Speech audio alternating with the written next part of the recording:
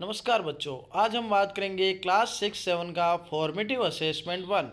तो हमारा पहला क्वेश्चन है, tick the word that relates to the theme Gramin Olympic. यानी कौन सा जो वर्ड है वो हमारे ग्रामीण ओलंपिक से मिलता है। तो आप सभी को पता है ग्रामीण ओलंपिक यानी जो खेल है, गेम्स है, उनसे मिलता है। तो देखो, दिवाली से नहीं मिलता, कलर से नहीं मिलता, अंग्रेज से नहीं मिलता और गेम्स से मिलता है। तो हमारा गेम्स सही आंसर रहेगा। फिर देखो बच्चों, tick the correct name for the given picture. आपके सामने एक चित्र दिया हुआ, तो वो क्या है बच्चों? स्नेल का अर्थ होता है गोंगा, शार्क एक बड़ी मछली होती है, स्विम यानी तैरना होता है और स्नेक यानी सांप होता है। तो ये हमारा स्नेक वाला ऑप्शन सही रहेगा। फिर देखो बच्चों, क्या है? Tick the correct rhyming word for the word time. यानी राइमिंग वर्ड आपको करना है टाइम का। तो देखो, clock, blank, swine, crime. Time का क्या रहेगा बच्चों? Time, crime.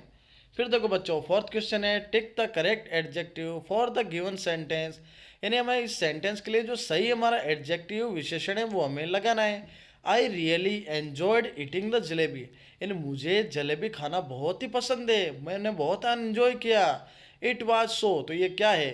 स्पाइसी है, बिटर है, एक्सपेंसिव है या डिलीशियस? तो डिलीशियस है बच्चों। क्या है? बहुत ही स्वादिष्ट। अगला देखो, draw a picture for the given sentence. आपको इस सेंटेंस के लिए एक चित्र क्या करना है?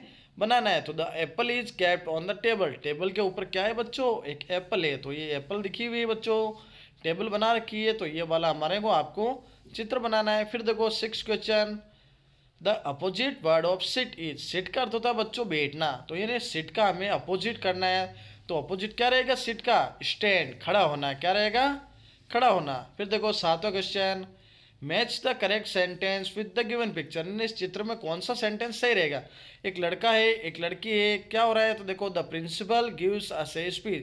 यानी प्रिंसिपल हम सभी को स्पीच दे रहे, भाषण दे रहे। तो ये हमारा नहीं रहेगा। There are many flowers in the garden. Garden में बहुत सारा फूल है, तो फूल तो नहीं दिख रहे। कदम इज रनिंग वेरी फास्ट। कदम बहुत तेज दौड़ रहा है। तो ये भी नहीं रहेगा।